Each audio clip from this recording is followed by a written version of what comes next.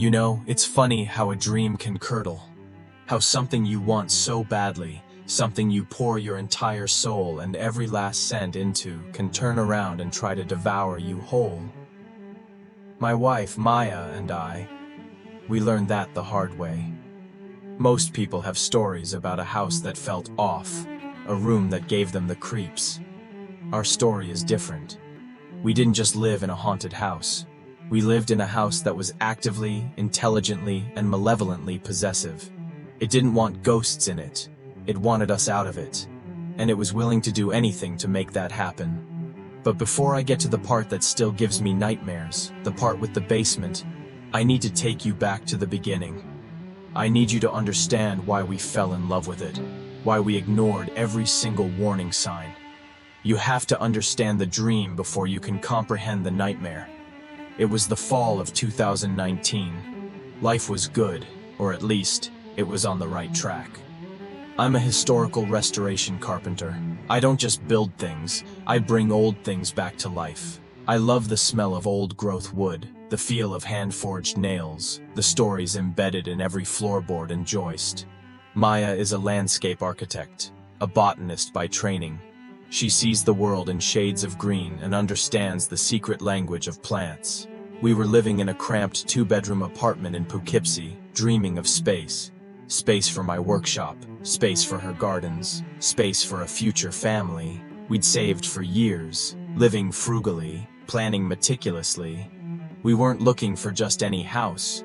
We were looking for a project, a place with history, a place we could make our own. That's when we found it.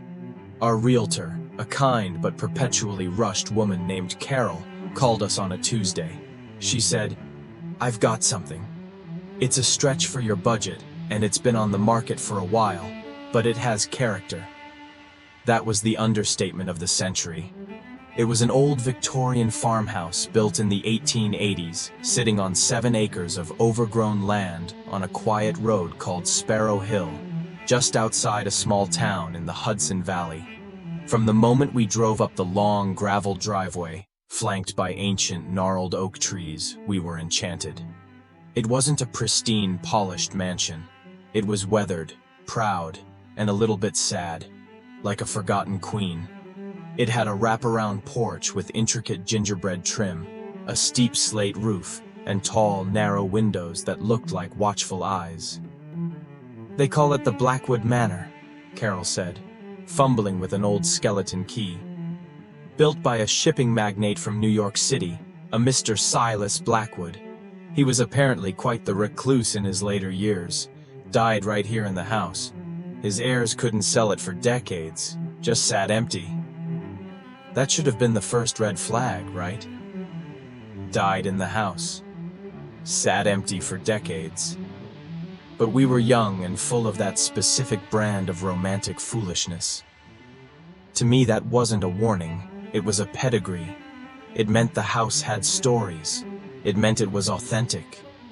As I stepped inside, the scent hit me, not of decay, but of time itself.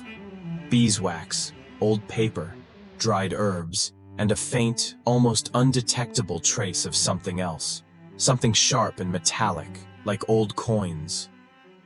The foyer had an incredible staircase, carved from dark cherry wood that swept upwards into the shadows of the second floor.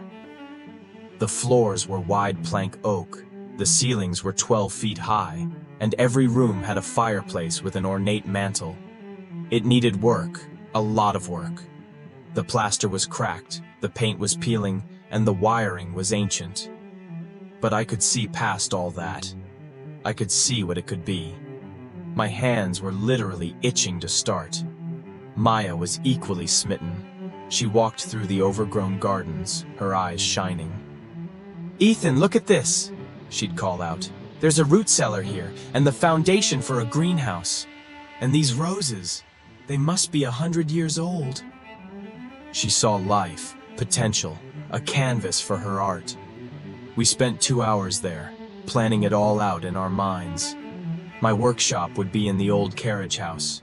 Her gardens would be restored to their former glory. The big bay window in the dining room would be perfect for a Christmas tree. We were already living there in our heads. Carol, our realtor, was patient, but I caught a strange look on her face as we gushed. It was a faint, tight smile that didn't quite reach her eyes.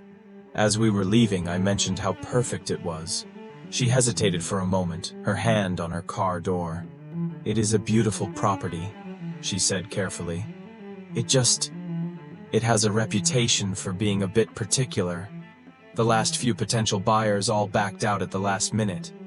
Said they felt unwelcomed." She laughed it off, a quick, nervous sound. "Probably just the size of the project scaring them away." We laughed with her, but her words hung in the air. Unwelcomed. We dismissed it. We were different. We weren't just buyers, we were caretakers. We respected the history. The house would welcome us. We put in an offer that day, stretching ourselves to the absolute financial limit.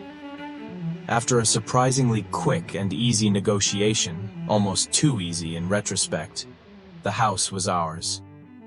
We spent the next month in a whirlwind of paperwork and packing, our excitement growing with each passing day. The day we got the keys was one of the happiest of my life. I remember standing on that porch with Maya, the old iron key cold in my hand, feeling like we had conquered the world. The first few days were pure bliss.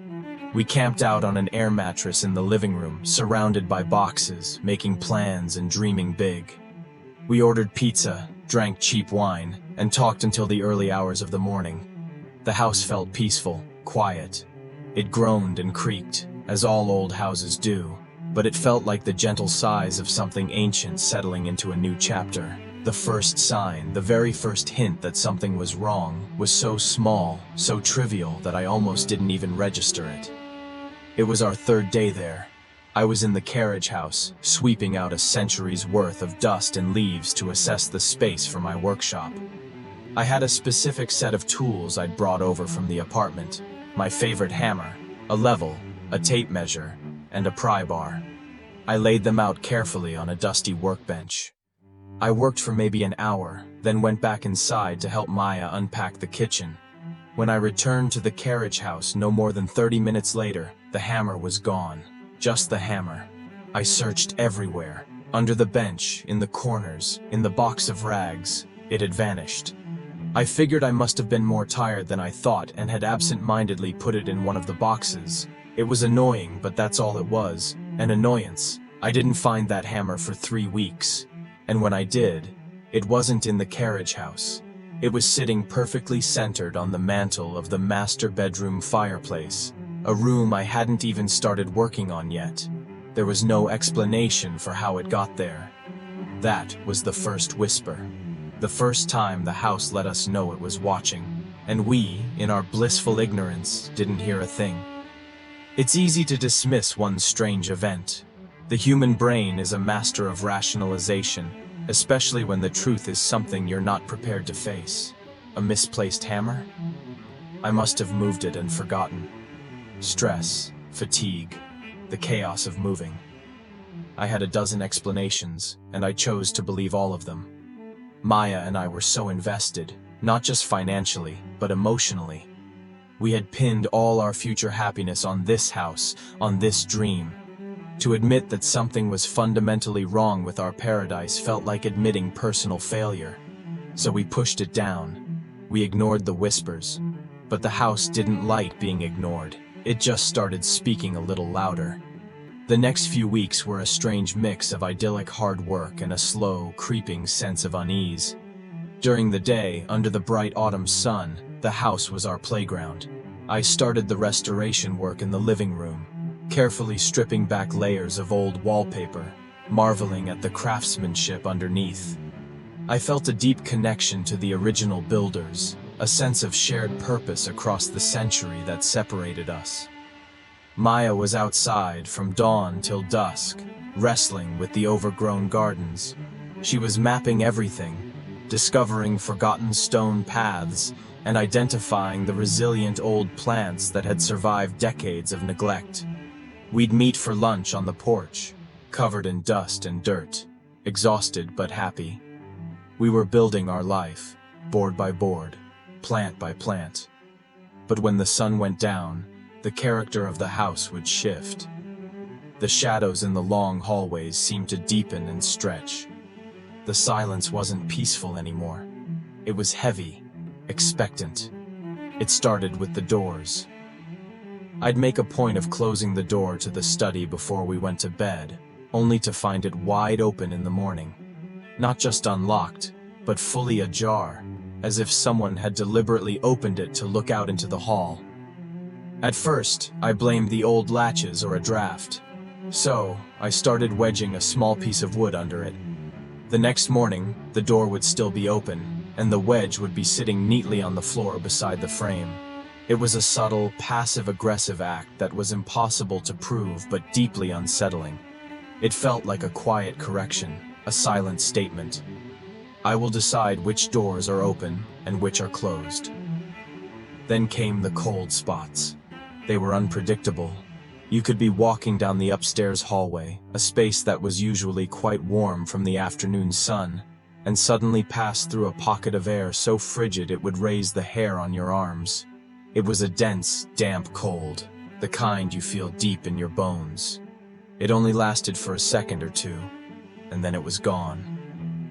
We tried to explain it away, drafts from the old window frames, weird insulation quirks. But the cold didn't feel like a draft. It didn't move.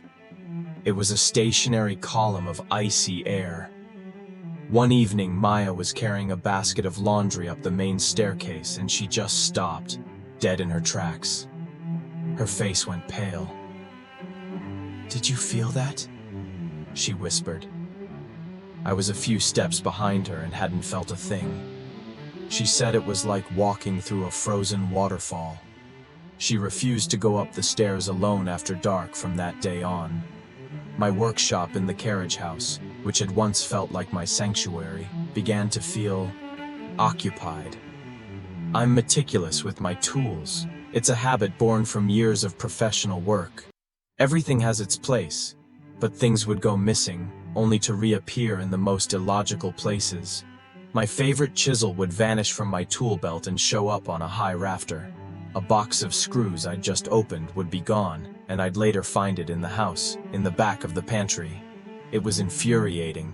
It disrupted my work, made me feel clumsy and forgetful.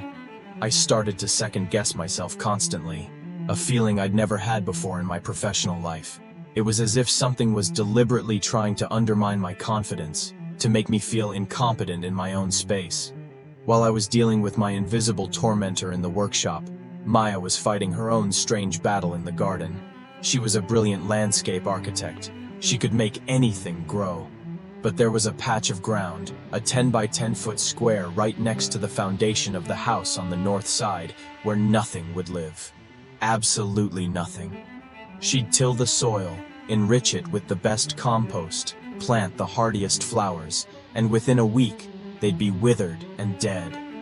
The soil itself looked dark and rich, but it was inert. It was as if the very life force was being sucked out of it. She had the soil tested, expecting to find some kind of contamination, a chemical spill from long ago. The results came back perfectly normal. No toxins, no pH imbalance. It was just dead earth. She called it the dead spot. It bothered her immensely, not just as a professional failure, but as something deeply unnatural. "It feels wrong, Ethan," she'd say, looking at the barren patch. "It feels like the house is poisoning its own roots."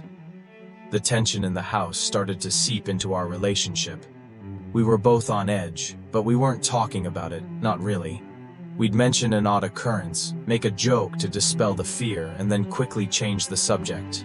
We were in a silent conspiracy to protect our dream from the encroaching reality. But the unspoken fear created a distance between us. I'd see her jump at a creak in the floorboards, and a part of me would get annoyed, wanting her to be tougher. She'd see me muttering to myself in the workshop after misplacing another tool, and I could see the worry in her eyes, wondering if the stress was getting to me. The breaking point for our denial came one Thursday night. I had been working late, restoring the intricate trim around the living room fireplace. I finished up around 10 p.m., cleaned my tools, and put a heavy canvas drop cloth over the entire hearth to protect it from dust. We went to bed exhausted. The next morning, I came downstairs first to make coffee. As I walked into the living room, I stopped. The drop cloth was gone. It wasn't just pulled aside, it was gone. And on the stone hearth, right in the center, sat a single, tarnished silver spoon. It was an ornate, old-fashioned dessert spoon, a design I'd never seen before. It certainly wasn't ours. I called Maya downstairs. She just stood there, her hand covering her mouth. There was no way anyone could have gotten into the house. All the doors were locked, the windows secured. We were completely alone. Someone, or something, had come into our living room while we slept, removed a heavy drop cloth, and placed that spoon on the hearth. It was a message. It was a gift. It was a threat. We couldn't rationalize it. We couldn't explain it. We couldn't ignore it. For the first time, we looked at each other and the same terrifying thought was reflected in our eyes. We are not alone here, and whatever is with us is trying to communicate, and we had no idea what it was trying to say. The silver spoon on the hearth was a paradigm shift. It was the first time the house had introduced a foreign object into our lives, something that wasn't ours, something we couldn't explain away as a misplaced tool or a drafty door. It was a deliberate act. It felt like a calling card had been left.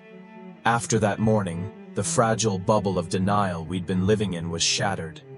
We finally had the talk. We sat at our small kitchen table, the tarnished spoon between us like a piece of evidence at a crime scene, and we laid it all out. The moving hammer, the opening doors, the cold spots, the dead patch in the garden, my constantly disappearing tools. We admitted to each other, for the first time, that we were scared.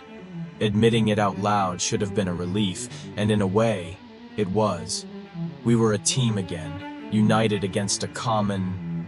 what? We didn't have a word for it. A presence? A spirit? It all sounded like something out of a bad movie. I'm a carpenter. I believe in wood, steel, and physics. Maya is a scientist. She believes in soil composition and photosynthesis. We were profoundly ill-equipped to deal with this. Our conclusion, born more from hope than logic, was that it must be a benign, if mischievous, spirit.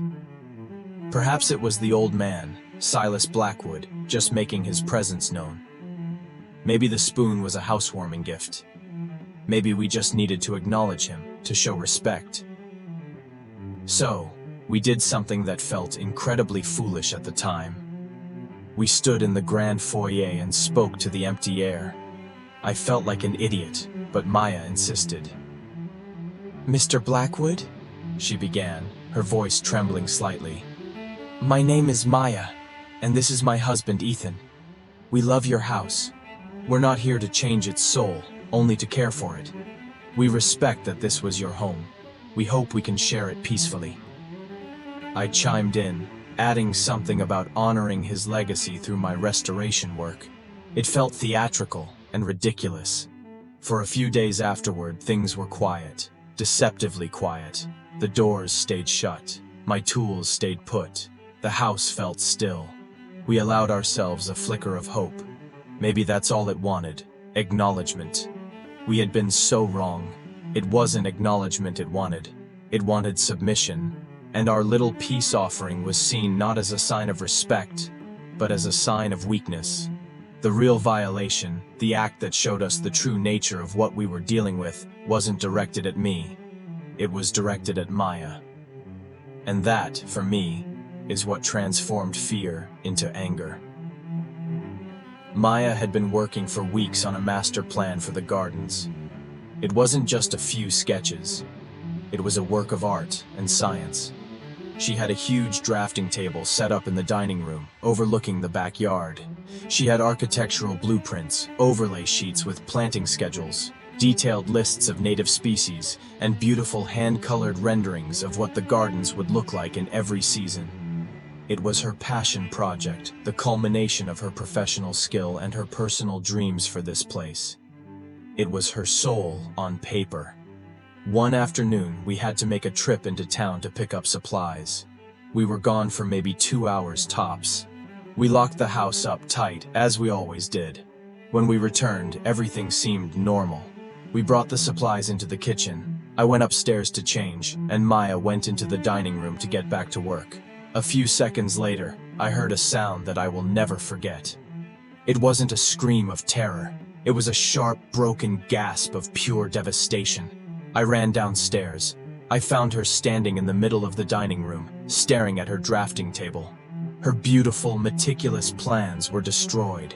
They hadn't been crumpled or torn. They had been shredded. Methodically, viciously shredded into thin, confetti-like strips. Her blueprints, her renderings, her lists, all of it was a heap of paper ribbons covering the surface of the table and spilling onto the floor. But that wasn't the most disturbing part. In the very center of this pile of wreckage, untouched, sat the tarnished silver spoon. I rushed to her side. She was just staring, tears silently streaming down her face. This wasn't random. This wasn't a draft or a poltergeist playfully knocking things over. This was a targeted, intelligent, and deeply malicious act. It was an attack on her work, on her joy. It was a message, and this time, the message was crystal clear. Your dreams do not matter here. Your plans are worthless. Only my will prevails. The use of the spoon was the most chilling detail. It was the entity's signature. It was taking credit for the act. It was psychological warfare. I went from scared to furious in a heartbeat. I started yelling into the empty rooms. "Who are you? What do you want? Leave her alone!" My voice echoed in the high-ceilinged house, and the only response was a profound, mocking silence. That act of destruction changed everything. The pretense of a benign, lonely spirit was gone. We were dealing with a vandal, a bully, a territorial, controlling presence that saw our attempts to build a life here not as an improvement, but as an invasion. It saw our happiness not as a welcome addition, but as a threat. That night, neither of us could sleep. We just lay in bed, the silence of the house pressing in on us. Every creak of the floorboards, every rustle of leaves outside sounded like a footstep, a threat.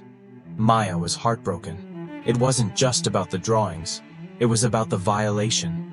Something had entered her creative space and deliberately defiled it. It felt personal, intimate, and cruel.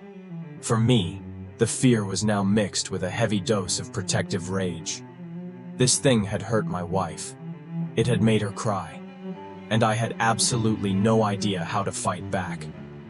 You can't punch a shadow. You can't put a restraining order on a ghost. We were trapped in a house with an invisible enemy that knew our routines, understood what was important to us, and was using that knowledge to systematically dismantle our lives, starting with the things we loved the most. The whispers were over. The war had begun. After the destruction of Maya's plans, the atmosphere in the house became toxic. The quiet, unsettling moments were replaced by a constant, low-grade hum of malice. It was no longer a matter of if something would happen, but when and what it would be. The playful, almost curious nature of the early phenomena was gone, replaced by something calculated and hostile, and it became terrifyingly clear that it had chosen a new primary target: me. Looking back, it makes a twisted kind of sense. Maya's work was in the garden, outside the physical structure of the house. But I was the one inside, physically altering the building itself. I was the one peeling back its layers, driving nails into its bones, replacing its decaying parts. To Silas Blackwood, or whatever this thing was, I wasn't restoring his home. I was desecrating his tomb. My work was a direct, physical challenge to his dominion, and the entity began to push back, hard. It started in my workshop. My perfectly organized sanctuary became a zone of inexplicable chaos and danger. One morning, I was using a powerful router to cut a decorative edge on a piece of oak. It's a tool that requires immense concentration. A slip can cost you a finger. I was halfway through the cut when the machine just died. The power in the carriage house was fine, the lights were still on. The tool was dead. Frustrated, I unplugged it and set it aside. A few hours later, I walked back into the workshop, and the router, still unplugged on the bench, suddenly roared to life for a solid 3 seconds before falling silent again. My blood ran cold. It wasn't a faulty switch, it was a demonstration. A message. I control your tools, I can make them stop, and I can make them start. Your safety is in my hands. From then on, my work became a daily exercise in terror. Drill bits would snap under normal pressure, sending shards of metal flying. The blade on my table saw would mysteriously loosen overnight. One day, I was up on a ladder, carefully prying off a piece of crown molding. The ladder was a heavy-duty, professional-grade A-frame, set perfectly on a level floor. As I reached up, it lurched violently to the side, as if someone had kicked one of its legs with incredible force. I managed to throw myself towards the wall, avoiding a nasty fall, but I was left shaking, clinging to the wall 12 feet up. There was no earthquake, no structural shift. It was a deliberate physical assault. The psychological toll was immense. I became paranoid and obsessive. I would check and recheck every tool, every power cord, every ladder footing. My work slowed to a crawl. The joy I once felt in restoration was replaced by a gnawing anxiety. The house was no longer a project, it was a combat zone. And this constant stress began to change me. I was irritable, jumpy, and perpetually exhausted. Sleep offered no escape. My nights were filled with vivid, disturbing nightmares. I would dream that I was trapped inside the walls of the house, able to see and hear everything, but unable to move or speak. I'd watch Maya walk past, crying, looking for me, and I couldn't call out to her. I would wake up in a cold sweat, my heart hammering, the feeling of being entombed still clinging to me. Maya saw the change in me, and it terrified her. Our conversations became strained. She would try to talk to me, to get me to open up, but I was shutting down. How could I explain that I was afraid of my own tools? How could I describe the feeling of being actively hunted in my own home without sounding like I was losing my mind? I felt a profound sense of shame. I was supposed to be the protector, the strong one, the man who could fix anything. But I couldn't fix this. I was losing, and the failure was eating me alive. The entity seemed to delight in this, in driving a wedge between us. It would amplify its activity when I was alone, only to fall silent when Maya was near, making my experiences seem like isolated, stress-induced hallucinations. One afternoon, I was in the study, trying to repair a broken window sash. The room grew intensely cold, that familiar, bone-deep chill. The antique brass handle on the window began to turn, slowly, deliberately, as if an invisible hand was gripping it. I backed away, staring in disbelief. "Maya!" I yelled. "Come here, quick!" She ran in from the hallway, and the instant she crossed the threshold, the handle stopped moving, and the cold dissipated. "What is it?" she asked, looking around the normal-looking room. I tried to explain what I saw, but my words sounded frantic, unhinged. I could see the look in her eyes, a mixture of fear, pity, and doubt. It was a masterful, cruel tactic.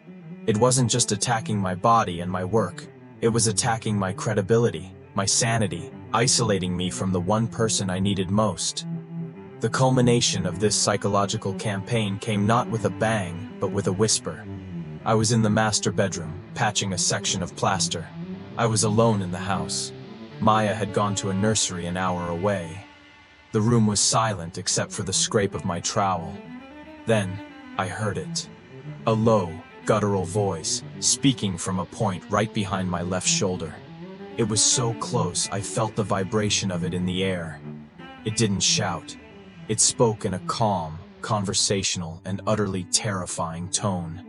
It said just 3 words. "You are temporary." I froze, trowel in hand. It wasn't a sound I'd imagined. It was real. It was a statement of fact from the thing that considered itself the only permanent resident. It was telling me that my life, my work, my very existence within these walls was fleeting and insignificant. It was the ultimate expression of its power and my powerlessness. I dropped my trowel, walked out of the room, down the stairs, and sat on the front porch in the broad daylight, shaking like a leaf. I didn't go back inside until Maya's car pulled into the driveway. For the first time, I was truly afraid of the house. Not just startled or unnerved, but genuinely terrified of the intelligent, patient, and malevolent consciousness that was now focusing all of its attention on breaking me. And the worst part was, I could feel it starting to work. Everything I've told you so far, the strange occurrences, the psychological games, the escalating hostility, was just the prelude. It was the long, slow tightening of a knot in my stomach. What happened in the basement? That was the moment the knot was violently yanked shut. It was the moment that erased any ambiguity, any shred of doubt, and replaced it with the cold, hard certainty of pure terror. It was a physical assault, an act of such impossible aggression that it redefined my understanding of reality. To this day, I can still feel it. The basement was the one part of the house I had actively avoided. From the very beginning, it felt different. It wasn't just old, it felt ancient and wrong. You accessed it through a heavy plank wood door off the kitchen. The moment you opened that door, you were hit with a wave of cold, stagnant air that smelled of damp earth, rotting wood, and something else. A faint, metallic, coppery scent, like old blood. The stairs leading down were steep, uneven stone steps, slick with a perpetual dampness. The basement itself was a labyrinth of stone-walled rooms. Some sections had a cracked concrete floor, but others were just packed, dark earth. The air was thick and heavy, and sound seemed to die as soon as it left your mouth. It was a place of profound silence and oppressive darkness. Maya had gone down there once with me when we first bought the house, took one look around and said, "Nope, this is all you." She never went back down. I had to go down there for practical reasons, to check the furnace, the water heater, the foundation, but I never lingered. I would do what I needed to do with a powerful flashlight in my hand and get out as fast as I could. I always had the unshakable feeling of being watched by something that resented my presence, something that considered that subterranean space its private sanctum. The night it happened was a Tuesday in late November. A storm was raging outside, one of those furious late autumn squalls with lashing rain and howling wind. The lights had been flickering all evening. We were huddled in the living room, trying to read by the firelight, the sound of the storm, a constant assault on the old house. Around 9 p.m., I started hearing another sound, a rhythmic thump, thump, thump, coming from directly below us. It was low and steady, almost lost in the noise of the storm, but it was there. "Do you hear that?" I asked Maya. She listened, her head tilted. "It's probably just a loose shutter in the wind," she said, though she didn't sound convinced. But I knew it wasn't. The sound was too regular, too mechanical. It sounded like something hitting a pipe. My first thought was a problem with the sump pump, that maybe it was failing and the basement was flooding. With a storm this bad, that would be a disaster. With a heavy sigh and a feeling of deep dread, I told Maya I had to go check it out. I grabbed my heavy-duty mag light from the kitchen drawer and opened the basement door. The wave of cold, musty air that rolled up the stairs was more intense than ever. I flicked on the single bare bulb at the top of the stairs, which cast a weak, sickly yellow light, and started my descent. The rhythmic thumping grew louder as I went down. Thump, thump, thump. The air was so cold I could see my breath. I reached the bottom of the stairs and panned my flashlight across the main room. Everything looked normal, no signs of flooding yet. The sound was coming from a smaller, stone-walled room in the far corner, where the main water line entered. The thumping was louder now, a heavy metallic clang. Clang. Clang. Clang. It wasn't the sump pump. I stepped over the threshold into the room, my light cutting a nervous path through the shadows. And that's when I saw it. Lying on the damp earth floor was a heavy, industrial-sized pipe wrench, at least 2 feet long.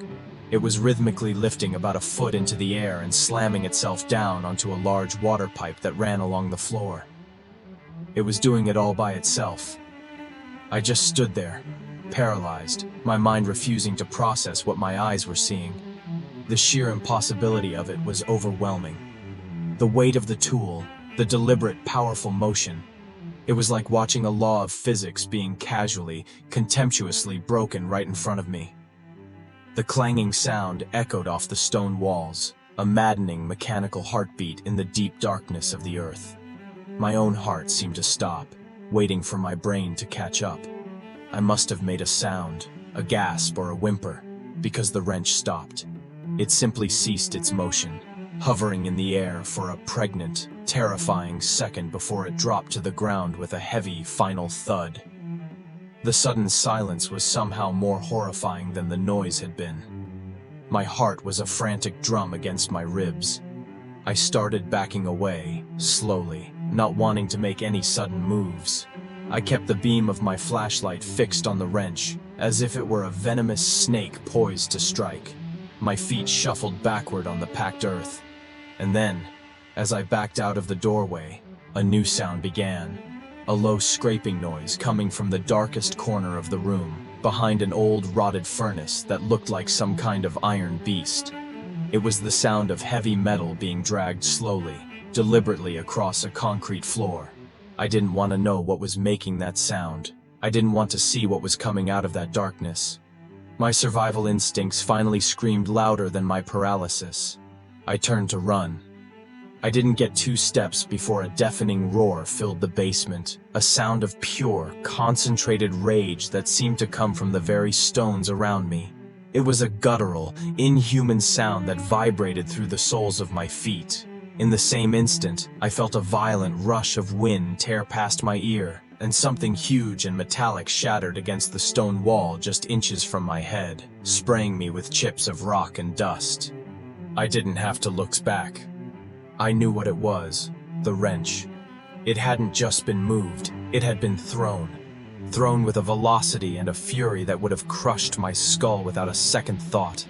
I scrambled up those stone steps, my hands slipping on the damp rock, my lungs burning. I wasn't thinking. I was just an animal fleeing a predator. I burst through the door into the warm, safe light of the kitchen, slammed the heavy door shut and fumbled with the old iron bolt, ramming it home. I leaned against the door, gasping for air, my entire body trembling uncontrollably. Maya was there in an instant, her face a mask of confusion and fear.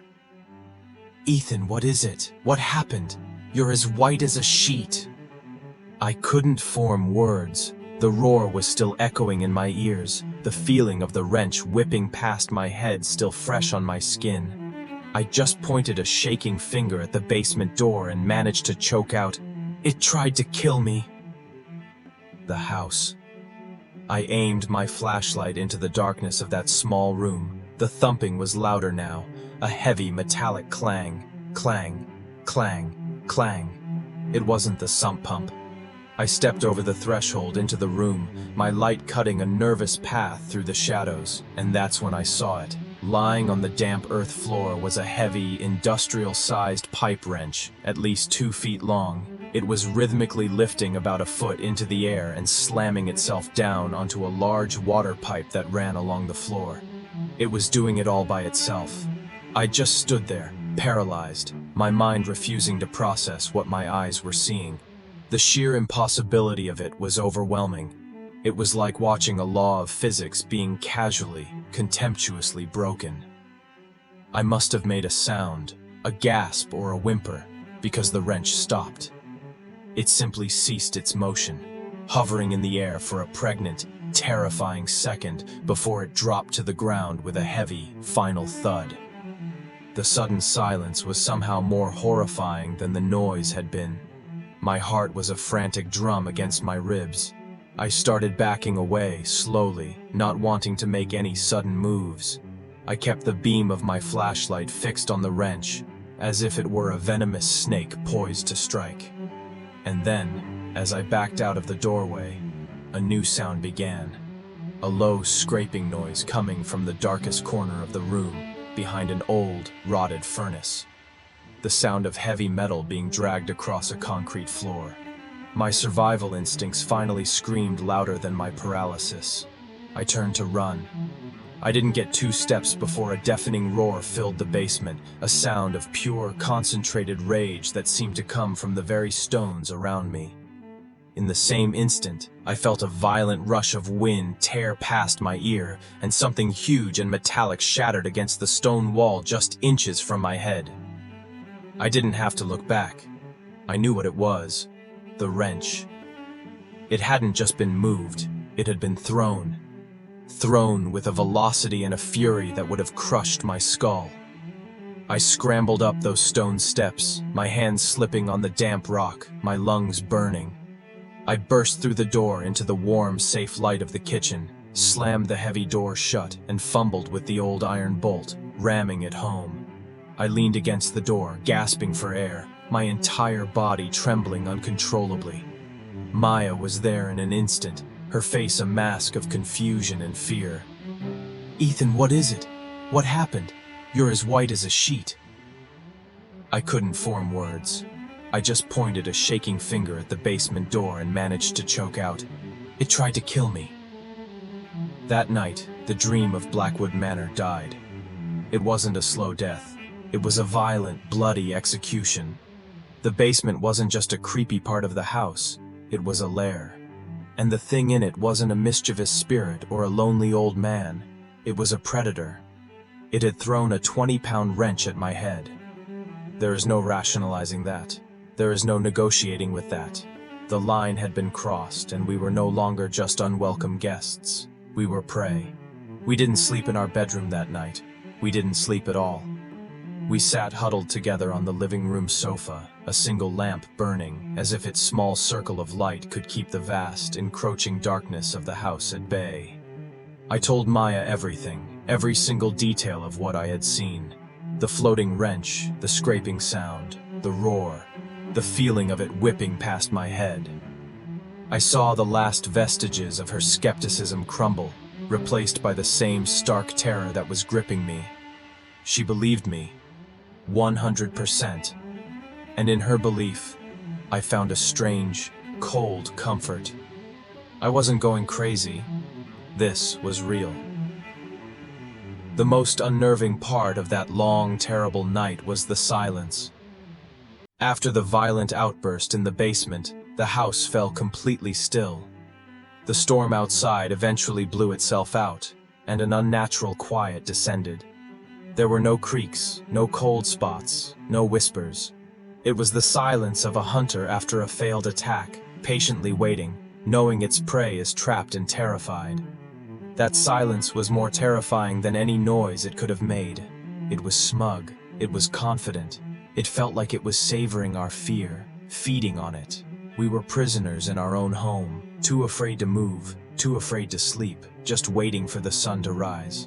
When dawn finally broke, casting long gray fingers of light through the tall windows, it brought no relief. The house looked the same, but we saw it with new eyes. Every shadow held a threat. Every closed door hid a potential ambush. We were living inside the belly of the beast. The conversation we had that morning was not about if we should leave, but how. But it wasn't that simple. We had poured our life savings, every dollar we had, into this house. We couldn't just walk away. We would be financially ruined, homeless, with nothing to show for years of hard work but a terrifying story nobody would believe. We felt utterly, hopelessly trapped. My anger from the previous weeks had evaporated, replaced by a hollow, primal fear. I couldn't work. I couldn't even think about picking up a tool. Every object in the house now seemed to hold a latent menace. I kept replaying the incident in my mind, the physics of it. For a wrench that heavy to be thrown with that much force, the strength required would be immense. It wasn't a playful poltergeist knocking over a lamp, it was a demonstration of raw, brutal power. It wanted me to know that it could kill me anytime it chose. It was just toying with me. Maya, seeing my state, took charge. Her scientific mind, though terrified, shifted into problem-solving mode.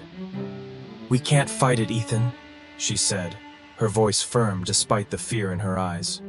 "We don't know what it is. We need help. We need someone who understands this. Someone who won't think we're insane." I was resistant at first. The idea of telling this story to a stranger, of inviting someone into this nightmare, felt like a profound admission of defeat. But as I looked around the beautiful living room, at the half-finished trim and the stacked boxes, I knew she was right. We were out of our depth. We were drowning. We needed a lifeguard. The next 2 days were a blur of whispered conversations and fearful glances. The house remained quiet, watching us, listening. We lived on coffee and adrenaline. We took turns sleeping in brief, nightmare-plagued shifts on the sofa. We never went anywhere in the house alone. One of us would stand guard while the other used the bathroom. It was an unsustainable, exhausting existence. We were falling apart. It was on the 3rd day after the attack that Maya found a name. She had been researching local historical societies, folklore experts, anything she could think of. She found a reference in an old university journal to a man named Alistair Finch, a retired professor of regional history and folklore from Vassar College, who lived just a town over. The article mentioned his expertise in historically persistent phenomena in the Hudson Valley, a delicate, academic term for hauntings. He wasn't a ghost hunter or a TV psychic. He was a scholar. He was our only hope. With a trembling hand, I picked up the phone to call him, the silence of the house pressing in, listening to my every word. I felt like I was making a call to an exorcist. In a way, I suppose I was. Making that phone call was one of the hardest things I've ever done. You spend your whole life as a rational, logical person, and then one day you find yourself on the phone, trying to explain to a complete stranger that your house is trying to murder you. I expected to be hung up on, to be laughed at, but the voice that answered was calm, measured, and deeply intelligent. It was Alistair Finch. I stammered my way through a heavily edited version of our story, focusing on the house's history and the unexplained phenomena. I left out the flying wrench. I was too afraid of sounding like a lunatic, but he listened patiently, without interruption. When I finished, there was a long pause on the other end of the line. "Blackwood Manor on Sparrow Hill," he said, his voice resonating with a strange mix of academic curiosity and something else. Something that sounded like weary recognition. "I know the one. It has a long and storied history." He didn't express disbelief. He didn't question my sanity. He simply asked, "When would be a good time for me to come and see the property?" 2 days later, a dusty Volvo station wagon pulled up our driveway. Out stepped a man who looked exactly as I had pictured him, tall and thin, probably in his late 70s, with a shock of unruly white hair, tweed jacket, and kind, perceptive eyes behind thick glasses. This was Alistair Finch. He carried an old, battered leather briefcase. He greeted us with a firm handshake and a gentle smile, but as he looked up at the house, his smile faded. He just stood there for a full minute, studying the facade, his gaze moving from the steep roofline to the dark, watchful windows. "She's a formidable old girl, isn't she?" he murmured, more to himself than to us. We invited him inside. The moment he stepped over the threshold into the foyer, he stopped. He closed his eyes, and his head tilted slightly, as if listening to something we couldn't hear. The house was in its quiet phase, the oppressive silence it had maintained since the basement incident, but Alistair seemed to sense the tension underneath. "The silence in this house is very loud," he said softly, opening his eyes. He looked at Maya and me. "It's holding its breath." That was it. That was the perfect description of what we had been feeling. In that moment, I knew we had found the right person. We gave him a tour, room by room. He moved slowly, deliberately, sometimes touching a door frame or a mantelpiece, other times just standing in the center of a room and looking. He didn't ask many questions about our experiences. It felt more like he was letting the house speak to him directly. In my old workshop, he picked up a stray wood shaving from the floor, rubbing it between his fingers. "You're a craftsman," he stated. "You work with your hands." He would resent that.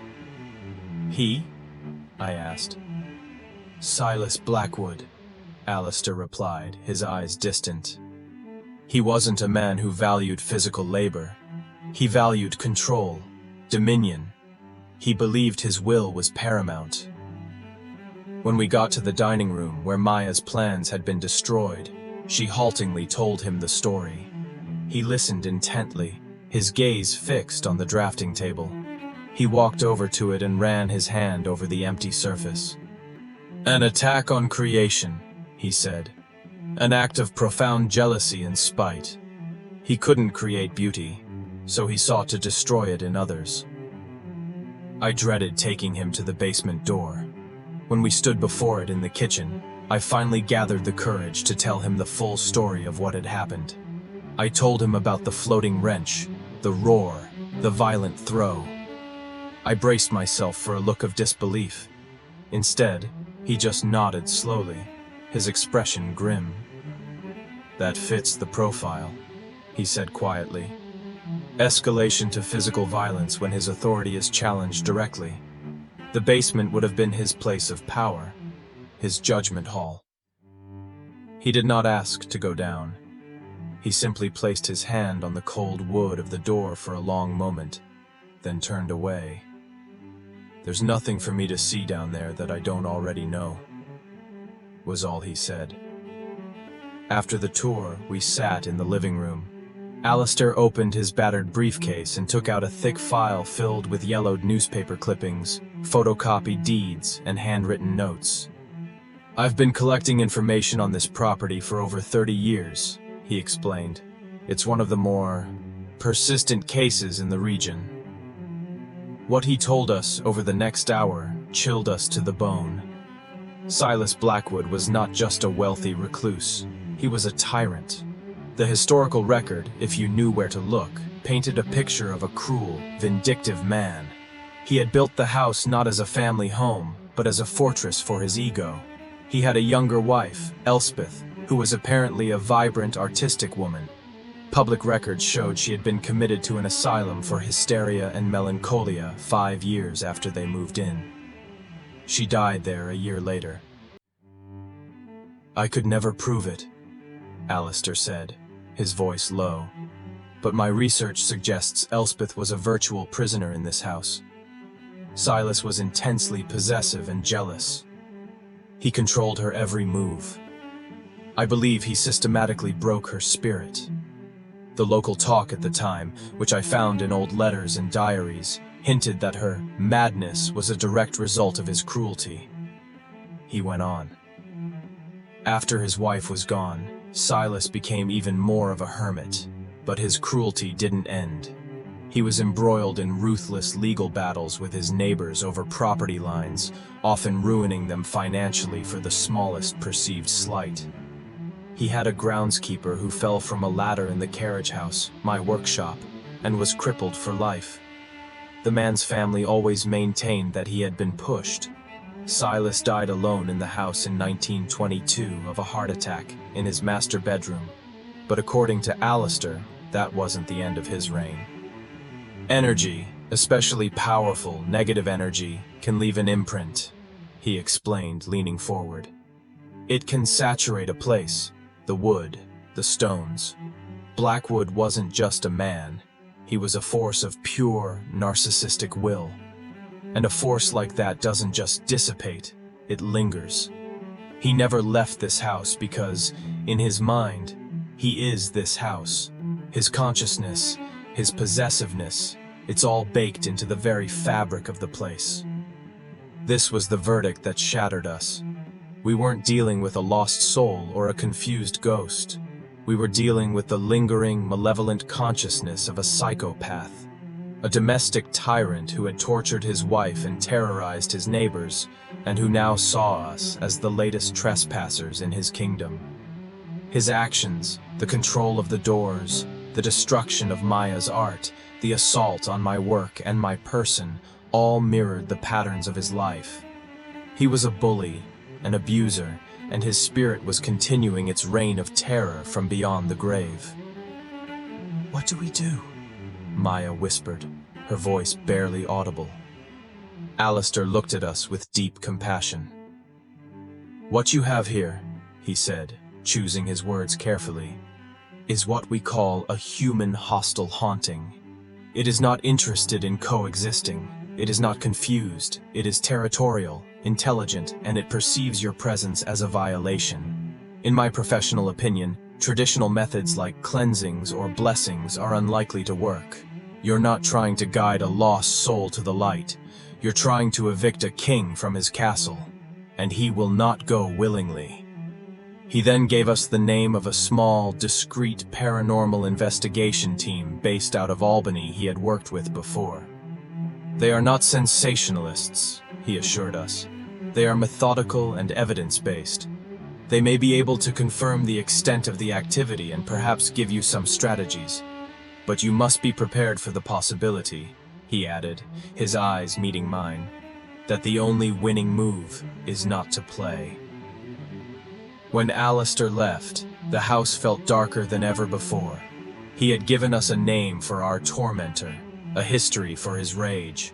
He had validated our sanity, but had also confirmed our deepest fears. We were living in the cage of a long-dead monster. And as we sat there in the oppressive silence, we knew our next step was to call the investigators. We had to understand the full scope of the enemy we were facing, even if the truth was something we couldn't possibly bear to hear. Calling the paranormal investigators felt like a surrender. It was the final admission that this was beyond us, beyond any conventional solution. The team Alistair recommended was called the Northeast Anomaly Research Group, or NRG. It sounded official, scientific, which was a small comfort. The man I spoke to, David, had a calm, no-nonsense demeanor. He didn't make any grand promises. He simply said they would come, set up their equipment, and conduct a controlled, overnight investigation to document the phenomena. Their goal, he explained, was to gather data, not to provoke or antagonize the entity. That was the last thing we wanted. They arrived a week later, on a cold, clear Saturday evening. There were 3 of them. David, the lead investigator and tech expert, a pragmatic man in his 40s. A woman named Sarah, a sensitive who was there to document her own feelings and impressions. And a younger guy named Ben, the tech assistant. They weren't like the ghost hunters you see on TV. There were no leather jackets or dramatic pronouncements. They were quiet, respectful, and professional. More like a team of forensic scientists than thrill seekers. Watching them set up was a surreal experience. Our beautiful, historic home was transformed into a command center. They ran cables discreetly along the baseboards. They set up infrared cameras in the living room, the upstairs hallway, my workshop, and one pointed directly at the basement door. They placed digital audio recorders in every room. David walked around with an EMF meter, which measures electromagnetic fields. In most of the house, it was silent. But as he approached the dining room where Maya's plans were destroyed, it began to chirp erratically. When he held it near the basement door, the device shrieked, its needle jumping into the red. "This is a significant, localized field," David said calmly, making a note on a clipboard. "It's not coming from any wiring that I can see." Sarah, the sensitive, walked through the house with her eyes closed, much as Alistair had. Her reactions were more pronounced. In the master bedroom, she wrapped her arms around herself, shivering. "Such deep sadness here," she whispered. "A woman's sadness, hopelessness." But when she got near the study and the basement door, her demeanor changed. "It's not sad here," she said, her voice tight. It's angry. It's an arrogant, controlling energy. A male energy. He hates us being here. He sees us as an infestation. Her words so perfectly mirrored Alistair's assessment that it sent a chill down my spine. The investigation began around 10 p.m. Maya and I were relegated to the kitchen, which they were using as their base camp. We felt like strangers in our own home, listening to the quiet murmur of the investigators as they conducted their sessions in different rooms. The house, for its part, was eerily quiet at first. It seemed to be observing them, just as it had observed us. The first session was in my workshop. David and Ben went out there, leaving an audio recorder running. They began an EVP session, electronic voice phenomenon. David would ask simple, non-confrontational questions into the silence, followed by a long pause. Is there anyone here with us tonight? Can you tell us your name? Why are you in this house? We heard it all through the live audio feed back in the kitchen. For 20 minutes, there was nothing but silence in response. Then, just as they were about to wrap up, we heard Ben let out a sharp gasp over the monitor. Did you see that? He said. David's voice was tense. The saw blade. It moved. They came back inside, their faces pale. Ben swore that the blade on my unplugged table saw had visibly twitched, moving about a quarter of an inch, all on its own. They moved to the upstairs hallway next. This time, Sarah joined them. She stood at the top of the stairs, where Maya had felt the intense cold spot.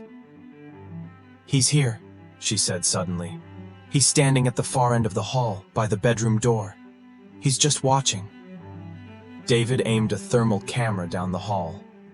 On the monitor in the kitchen, we saw the familiar thermal image of the hallway, mostly greens and yellows. But as we watched, a distinct, man-shaped patch of deep blue and purple began to form against the far wall.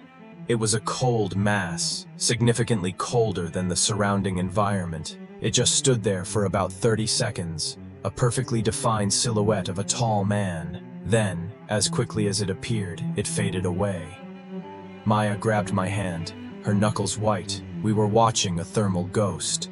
The final session of the night was focused on the living room and the basement door. The entire team was present. David decided to try something different. He took out the tarnished silver spoon, which we had kept, and placed it on the hearthstone, just as we had found it. We found this here, David said to the empty room. Does this belong to you? Is this a gift, or is it a warning? The room remained silent. The EMF meter was quiet. After several minutes of nothing, David sighed. Okay, let's try something else. I'm going to play back the audio from the workshop. He took out a laptop and played the recording of their earlier EVP session. We heard his voice asking the questions, followed by the dead air. He played the first question again. Is there anyone here with us tonight?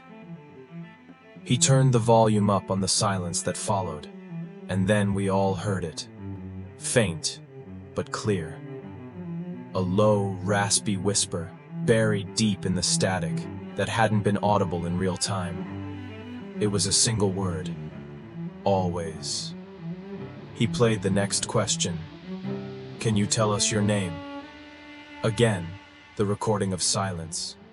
And again, a whispered voice, this one filled with a chilling arrogance. Master. A wave of nausea washed over me. This was it. Undeniable proof. But the final revelation was yet to come. David played his last question from the workshop recording. Why are you in this house? The recorded silence played for a few seconds. And then, a voice came through the speakers that was not a whisper. It was a clear, guttural, and deeply malevolent growl. It was the same voice I had heard in the bedroom, the same roar I had heard from the basement, and it spoke a full sentence that made my blood freeze. This is my body. You are the disease. The entire team, Maya and I, just sat there, frozen in stunned silence. The voice was filled with such ancient hatred, such profound possessiveness, that it felt like a physical blow. It didn't think of the house as its property. It thought of the house as its physical form, its body, and it saw us, the living, breathing people within it, as a cancer, a disease to be eradicated. David slowly shut the laptop. He looked at us, his professional composure finally cracking, revealing the deep concern beneath. "In my 15 years of doing this," he said, his voice heavy, "I have never captured a Class A vocalization with that level of direct, intelligent hostility. This is not a standard haunting. Alistair was right. This entity is fundamentally integrated with the property itself, and its intentions are unequivocally hostile." He paused, taking a deep breath. "My official recommendation, as of right now, is that you abandon this property. You cannot reason with it. You cannot cleanse it. You are in a territorial dispute with an entity that believes it is fighting for its very body, and it will not stop until it has cut out the disease. You and your wife. You are the disease." David's final words hung in the air of our kitchen long after he and his team had packed up and gone. "You are the disease." It wasn't just a threat, it was a diagnosis. It was the entity's mission statement. There was no more room for hope, no more debate about what to do. The investigators had given us the cold, hard data to back up what Alistair had told us and what our hearts already knew. Staying in this house wasn't a matter of courage or stubbornness anymore. It was a slow-motion suicide. We had to leave. The decision, when it was finally spoken out loud between us, brought a strange, hollow sense of peace. The fight was over. We had lost. But leaving isn't like checking out of a hotel. This was our home, the repository of all our money, work, and dreams. We spent the next day in a daze, moving like ghosts through the beautiful rooms we had so lovingly planned to restore. We made phone calls, to our bank, to a real estate lawyer, to a storage company. We were operating on autopilot, driven by a grim mechanical necessity. We decided we would pack only the most essential and sentimental things: clothes, personal documents, family photos, Maya's art supplies, my most valuable hand tools. Everything else, the furniture we'd bought, the rugs, the appliances, would have to be left behind. We didn't have the time or the emotional fortitude to move an entire house, especially not with the feeling of being constantly watched. The plan was to spend one last night, pack as much as we could, and leave first thing in the morning. We knew it was a risk. The house now knew that we knew what it was. It had revealed its voice, its intentions. We had no idea how it would react to our decision to abandon it. Would it fall silent, satisfied with its victory? Or would it lash out one last time? That final night, the house chose to lash out. But it didn't use loud noises or physical threats. It did something far more cruel, far more personal. It went after Maya, and it attacked the one thing that represented our future, the idea of family. We were in our bedroom, packing boxes. The atmosphere was thick with unspoken grief. Every object we wrapped felt like a relic from a life we would never get to live. Around midnight, I went downstairs to the kitchen to make a final pot of coffee to keep us going. Maya stayed upstairs to continue sorting through her clothes. I was gone for maybe 10 minutes. As I was coming back up the main staircase, I felt it. That sudden, intense drop in temperature, the signature of the entity's presence. The air on the second floor was icy cold. A wave of dread washed over me. "Maya?" I called out, my voice tight. There was no answer. I ran down the hall to our bedroom. The door was closed. I had left it wide open. I twisted the knob. It was locked. The old brass lock, which we never used, had been turned from the inside. "Maya! Open the door!" I yelled, rattling the handle. Still nothing. I started to panic, throwing my shoulder against the heavy wood. On the third try, the old lock splintered and the door flew open. The sight inside stole the breath from my lungs. The room was freezing, my breath pluming in front of me. Maya was standing in the middle of the room, completely still, her back to me. She was facing the antique, full-length mirror that stood in the corner. Boxes were overturned around her, their contents spilled across the floor. "Maya, what's wrong? I was calling you," I said, my voice shaking. She didn't turn. She just stood there, rigid. "He's here, Ethan," she whispered, her voice a fragile, reedy thing I barely recognized. "He's been talking to me." I stepped further into the room. "What did he say?" I asked, my eyes darting around the empty, freezing space. She finally turned her head to look at me, and my heart broke. Her face was a mess of tear tracks, her eyes wide with a unique, soul-deep terror I had never seen before. "He knows," she whispered. "He knows we've been trying to start a family." Before I could process that, she lifted a trembling hand and pointed to the mirror. "He showed me," she sobbed. "He made me look." I followed her gaze to the surface of the antique mirror. At first, I saw nothing but our own distorted reflections in the old, wavy glass. But then, the image flickered, like a faulty television screen. For a horrifying second, our reflections were gone. In their place, the mirror showed a vision of the room, but it was different. It was dark, dusty, and filled with old, decaying furniture. And in the center of the room stood an empty, antique wooden crib. As I watched, the crib began to rock, slowly, rhythmically, back and forth, all by itself. Then, a low, guttural laugh echoed through our bedroom, the same monstrous voice from the EVP recording. It wasn't coming from the mirror, it was all around us. That was it. That was the final violation. It hadn't just threatened us, it had shown us a cursed future. It had taken our most private, cherished hope and twisted it into an image of barrenness and ghostly mockery. It was a definitive statement. You will have no life here. You will create nothing here. This house is a place of death, not birth. I grabbed Maya's arm. "We're leaving. Now." There was no more packing, no more waiting for the morning. We were getting out. We stumbled out of the bedroom, leaving the boxes, the clothes, the shattered lock, all of it. As we ran down the main staircase, every door on the second floor slammed shut, one after another, in a deafening, cascading roar. Bang! Bang! Bang! Bang! It was a furious, spiteful farewell. We didn't stop. We burst out the front door into the cold, clean night air. I didn't even bother to close it behind us. We threw ourselves into our car. I fumbled with the keys, my hands shaking so badly it took 3 tries to get the ignition to turn over. As the engine roared to life, the headlights cut through the darkness, illuminating the front of the house. For a split second, I looked up at the master bedroom window, the one directly above the porch, and I swear, I saw it. A tall, dark silhouette standing in the window, looking down at us. A silent, triumphant figure watching the disease being purged from its body.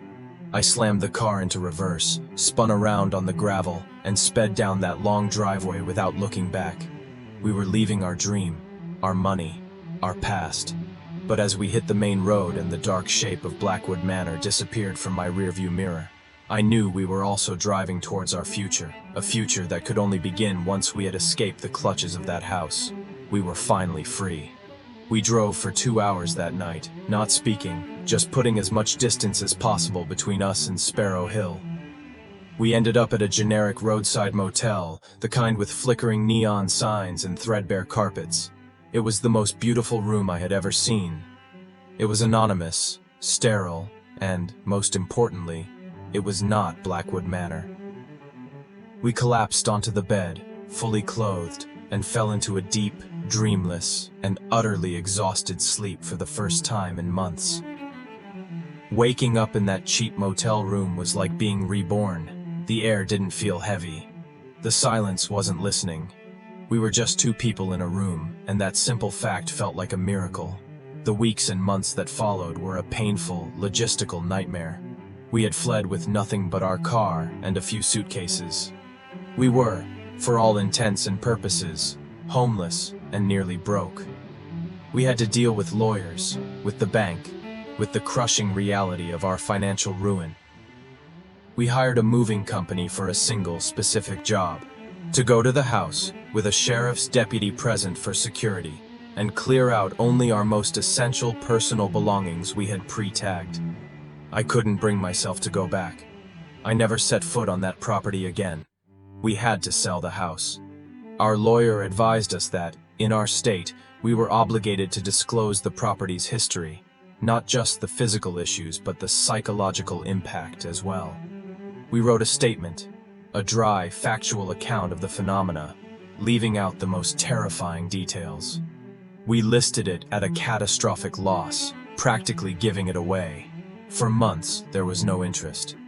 The story of our flight spread through the small town, adding to the house's already dark reputation. Eventually, a faceless LLC from out of state bought it for pennies on the dollar.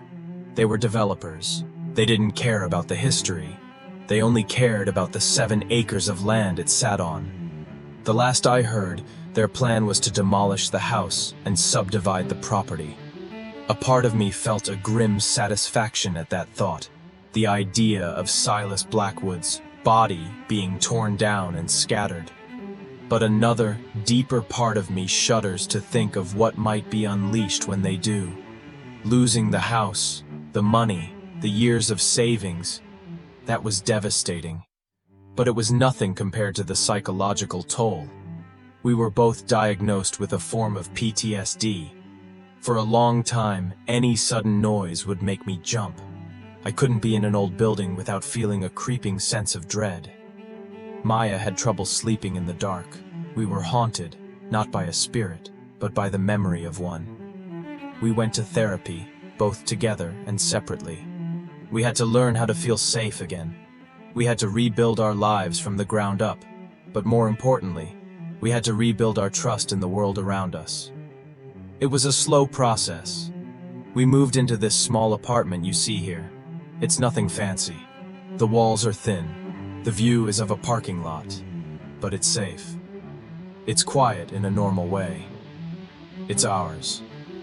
My hands, which had been paralyzed by fear, slowly found their way back to my work. I started a small custom furniture business, working out of a rented space.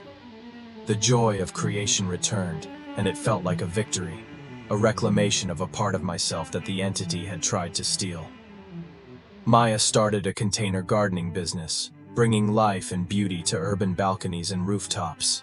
She was creating again, and with every plant that thrived, she was pushing back against the memory of that dead, barren patch of earth by the house. Our relationship, which had been strained to the breaking point, became our anchor. We had survived something that would have destroyed many couples. We had seen the absolute worst in each other, the fear, the anger, the doubt. But we had also seen the resilience and the fierce, protective love. We held on to each other through the nightmare, and we came out the other side stronger, more bonded than ever before. A year after we fled the house, Maya got pregnant. When our daughter Lily was born, holding her in my arms for the first time felt like the true exorcism. The entity's final, cruel curse had been broken. It had shown us an empty crib in a house of death, and here, in our small, safe apartment, we had created new life. That is a victory it can never take away from us.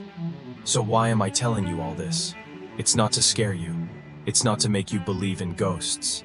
It's to tell you that evil is real. It can be a person, it can be a memory, and sometimes it can be a place. It can be a force of possessive, narcissistic rage so powerful that it transcends death itself. But I'm also here to tell you that survival is real too. Healing is real. We lost a house, but we found a home. A home isn't about floorboards and foundations and historical trim. It's about safety. It's about love. It's about a place where your future can grow. We were drawn to Blackwood Manor because we wanted a house with a story. We didn't realize that some stories aren't meant to be lived in. They're meant to be survived. We survived. And every morning when I wake up and hear my daughter laughing in the next room, I am reminded of what we were fighting for. We escaped the darkness of Silas Blackwood's long dead heart, and we walked out into the sunrise. And for that, I will be grateful for the rest of my life.